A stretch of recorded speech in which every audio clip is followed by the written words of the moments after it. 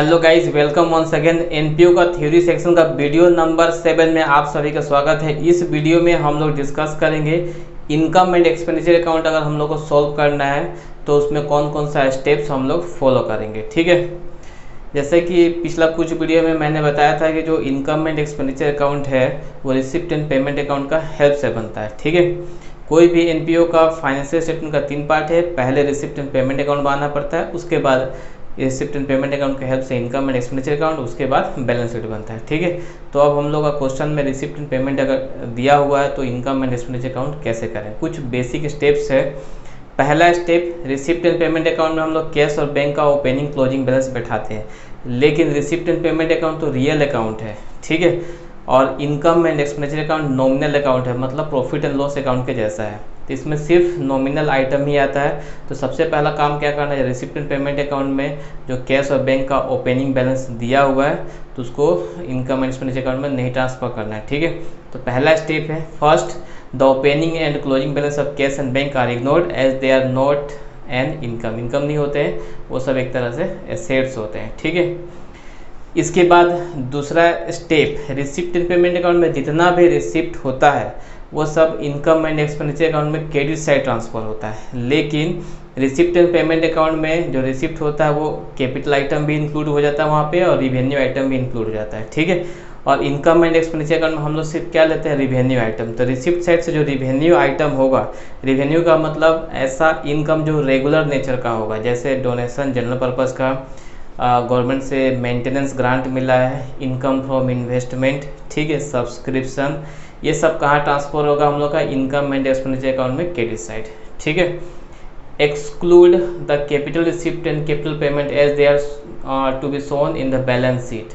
जितना भी receipt and payment account में कैपिटल रिसिप्ट होगा उसको हटा देना है, बाद बाकी जो रिवेन्यू रिसिप्ट बचेगा वो इनकम एंड एक्सपेंडिचर अकाउंट का क्रेडिट साइड जाएगा। ठीक है, उसके बाद जितना भी कैपिटल पेमेंट होगा जो payment side receipt and payment account में दिखाया जाता है उसको हटा देना है। कैपिटल पेमेंट का मतलब जो एसेट्स को अफेक्ट करता है, एसेट्स खरीद रहे हो, ठीक है, जो लाइबिलिटीज़ को अफेक्ट करता है, किसी लाइबिलिटीज़ का पेमेंट करो, सब कैपिटल ट्रांजेक्शन होता है, वो सब हटा देना है।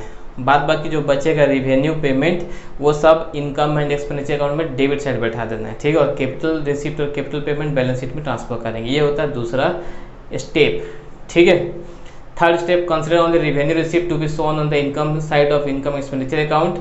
रिवेन्यू रिसिप्ट सब कहाँ दिखाएंगे, इनकम साइड दिखा देंगे, with due adjustment of income accrued and income receipt in advance. ठीक है, पहला स्टेप था कैश और बैंक बैलेंस हटाए, दूसरा कैपिटल आइटम हटा देंगे। ठीक है, तीसरा स्टेप, जितना भी रिसिप्ट है रिवेन्यू नेचर का उसको हम लोग कहाँ बैठाएंगे, इनकम एंड एक्सपेंडिचर अकाउंट का क्रेडिट साइड, लेकिन वहाँ पे जितना भी आउटस्टैंडिंग प्रीपेड है उसको एडजस्ट करना पड़ता है। ठीक है, नॉर्मली हम लोग क्या करते हैं, अगर आउटस्टैंडिंग क्वेश्चन में दिया है इंड का तो उसको ऐड करते हैं इनकम के साथ, और प्रीपेड अगर दिया हुआ इंड का तो उसको क्या करते हैं, लेस करते हैं। लेकिन इसके अलावा बहुत सारा झंझट है आउटस्टैंडिंग प्रीपेड में, जो हम जब प्रैक्टिकल सॉल्व करेंगे वहाँ पे डिस्कस करेंगे। ठीक है, थर्ड स्टेप ये है कि जितना भी रेवेन्यू रिसिप्ट है उसको कहाँ बैठाते हैं, इनकम साइड, उसमें आउटस्टैंडिंग प्रीपेड को एडजस्ट कर लेना। आउटस्टैंडिंग नॉर्मली ऐड होता है, प्रीपेड नॉर्मली लेस होता है। इसके अलावा अगर पास्ट ईयर का है, फ्यूचर ईयर का आइटम है, वो सब भी हम लोग हटा लेंगे। ठीक है, step number 4, take the revenue expenses. जितना भी एक्सपेंसेस होगा रिसिप्ट एंड पेमेंट अकाउंट में, जो पेमेंट साइड हम एक्सपेंसेस दिखाएंगे वहाँ पे कुछ कैपिटल आइटम होगा, कुछ रिवेन्यू आइटम होगा। ठीक है, जितना भी रिवेन्यू नेचर का पेमेंट होगा, रिवेन्यू नेचर में नॉर्मली क्या आता है, रेंट पे ऐड कर रहे हैं, ऑनरेरियम पे ऐड कर रहे हैं, ठीक है, एक्सपेंसेज रेगुलर खर्चा है, वो सब आ जाता है। वो सब कहाँ बैठाएंगे, एक्सपेंडिचर साइड, और उसमें भी आउटस्टैंडिंग प्रीपेड को एडजस्ट करेंगे। साथ ही पास्ट ईयर का कुछ भी उसको हटा लेना है, फ्यूचर का कुछ भी उसको हटा लेना है। ठीक है, क्योंकि इनकम एंड एक्सपेंडिचर अकाउंट में सिर्फ प्रेजेंट ईयर का लिया जाता है, लेकिन रिसिप्ट एंड पेमेंट अकाउंट में तीनों आ जाता है। और लास्ट स्टेप होता है, कुछ ऐसा आइटम होता है जो रिसिप्ट एंड पेमेंट अकाउंट में नहीं जाता है, लेकिन उसको हम लोग को इनकम एंड एक्सपेंडिचर अकाउंट में दिखाना होता है, जैसे कि डेप्रिसिएशन। ठीक है, एसेट सेल हो, वहाँ पर जो प्रॉफिट और लॉस हुआ उसको हम लोग कहाँ ट्रांसफर करेंगे, इनकम एंड एक्सपेंडिचर अकाउंट। और अगर ओपनिंग एंड क्लोजिंग स्टॉक दिया हुआ, चाहे स्टेशनरी का हो चाहे किसी अदर स्टॉक का हो, तो उसको हम लोग को एडजस्ट कर लेना है। नॉर्मली ओपनिंग स्टॉक ऐड होता है, क्लोजिंग स्टॉक लेस होता है, जो अमाउंट बचेगा वही इनकम एंड एक्सपेंडिचर अकाउंट में जाएगा। फॉर एग्जांपल स्टेशनरी हमारा 10,000 का है, ओपनिंग स्टॉक है 5,000, तो दोनों को ऐड करेंगे और जो क्लोजिंग होगा उसको क्या करेंगे, लेस करेंगे। तो ये 5 स्टेप होता है इनकम एंड एक्सपेंडिचर अकाउंट बनाने का, ठीक है। इसमें बहुत सारा कन्फ्यूजन है, इसलिए मैं एक बार समरी बता देते हैं। सबसे पहले ओपनिंग, क्लोजिंग, कैश और बैंक का हटाना है, ठीक है।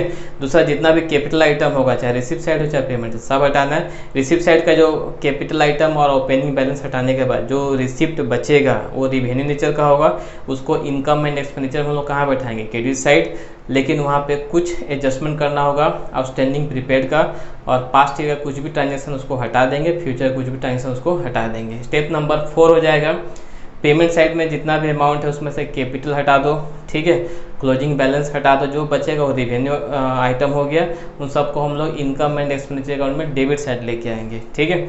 उसमें आउटस्टैंडिंग प्रीपेड एडजस्ट करेंगे, और आखिरी कुछ ऐसा आइटम जो रिसिप्ट एंड पेमेंट अकाउंट में नहीं जाता है उसको हम लोग को बैठा लेंगे। जैसे डेप्रिसिएशन डेबिट साइड बैठा लेंगे, इनकम एंड एक्सपेंडिचर अकाउंट का प्रॉफिट और लॉस हुआ है वो भी आएगा, प्रॉफिट क्रेडिट साइड जाता है और लॉस कहाँ जाएगा, डेबिट साइड। और ओपनिंग क्लोजिंग स्टॉक है उसको भी एडजस्ट कर लेंगे। 5 स्टेप है इनकम एंड एक्सपेंडिचर अकाउंट बनाने का, ठीक है। मिलते हैं अगले वीडियो में जहाँ पे हम लोग रिसिप्ट एंड पेमेंट अकाउंट का स्टेप्स समझेंगे, ठीक है।